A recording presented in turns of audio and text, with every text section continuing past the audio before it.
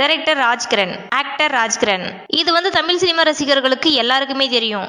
ஏன்னா இவர் நடிச்ச எல்லா படங்களையுமே இவர் தான் டைரக்ஷன் பண்ணாரு. தமிழ் சினிமாவில் நிறைய படங்கள் டைரக்ஷன் பண்ணியிருக்காரு அப்படின்னு தான் எல்லாருமே நினைச்சிட்டு இருப்பீங்க.